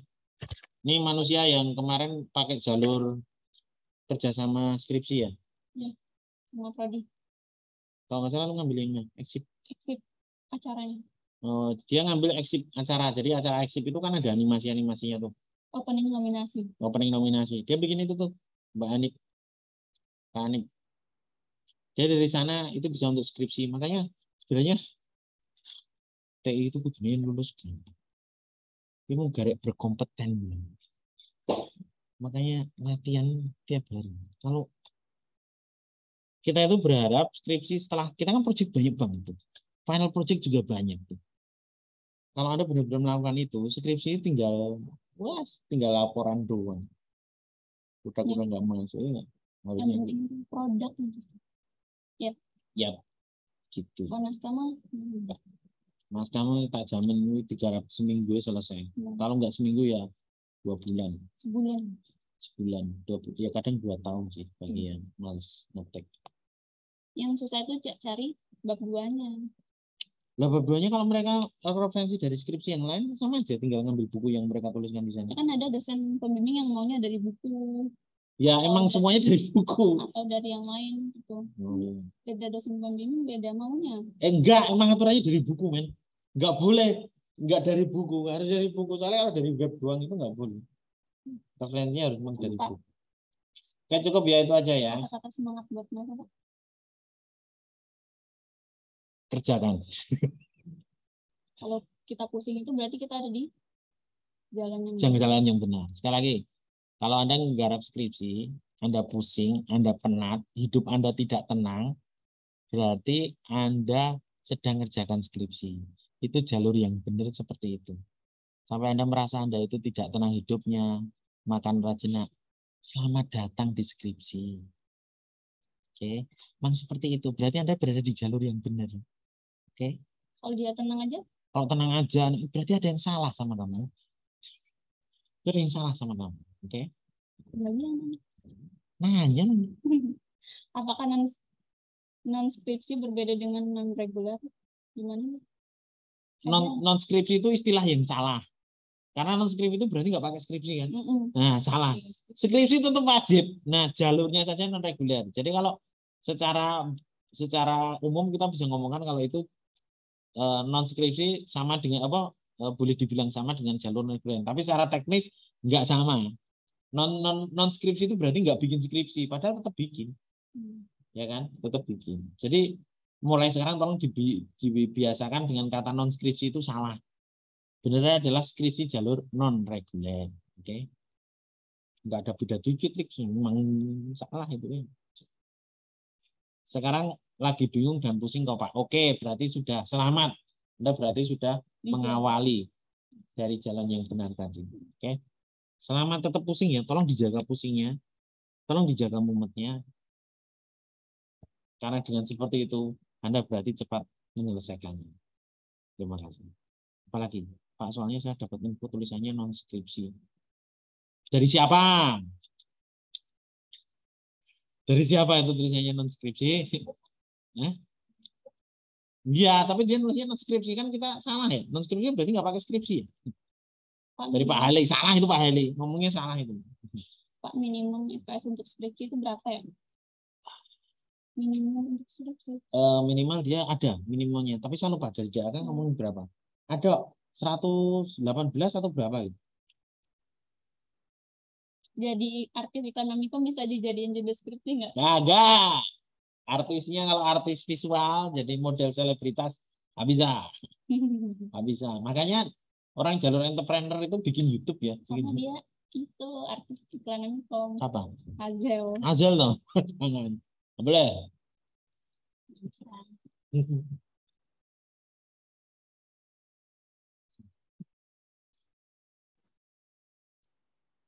Apa lagi tuh? Felix langsung lulus. Habisnya nggak ada. Dari artinya.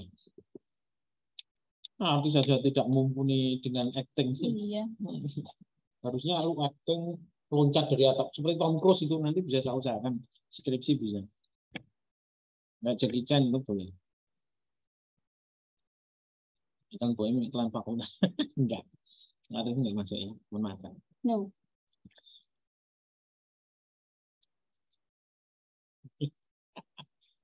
Udah. Apalagi? Udah ya, udah sore, udah jam 5. Jadi Tom Cruise itu lulus boleh ya. Jadi memanjat di itu pesawat itu. Terus jatuh dari ketinggian berapa ya? Oh, di Maverick juga. Kalian bisa itu baru kita bisa ngakui itu. Saya akan ngomong ke Pak Yanto nanti langsung. Pak, ini ada mahasiswa Amikom sudah melakukan acting seperti Tom Cruise nih Pak, dan dia terlibat di filmnya Maverick mungkin. Dia jadi pilotnya dari si lawannya itu. Dan dia meledak beneran Pak. Dia terjun dari ketinggian 2000 kaki misalnya. Kita nggak sempat skripsi, ya. Nggak bisa lanjutin itu. Lulus dunia akhirat kan? Betul. Ya, tapi akhirat belum tentu ya? Iya, akhirat belum tentu lulus kalian. Pak, yang di-share Pak Heli itu juga pembuat musik. Jadi saya kurang tahu dari siapa. Mungkin Pak Heli salah ya. Penempatan kata. Salah permainan. Intinya gini, tolong dibiasakan tidak ada kata non skripsi ya, non skripsi, tapi adalah skripsi non reguler atau jalur lain. Skripsinya tetap ada. Ya, salah kaprah biasa lah. Itu baru awal. Nanti lama-lama terbentuk. Jangan dipusingkan dengan itu. Intinya sama. Oke. Mas Adam, tenang aja Mas Adam. Enggak apa-apa. Lagi.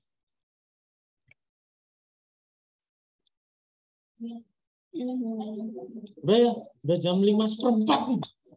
Oke guys, mungkin itu aja sosialisasi hari ini. Ditunggu pertengahan bulan atau Ditunggu akhir judulnya. akhir bulan nanti siapin judul buat konsultasi lagi ke Pak Agus. Gitu ya. Terima kasih semuanya. Oke, selamat sore semuanya. Assalamualaikum warahmatullahi wabarakatuh. Waalaikumsalam warahmatullahi wabarakatuh. Semangat. Recording stop.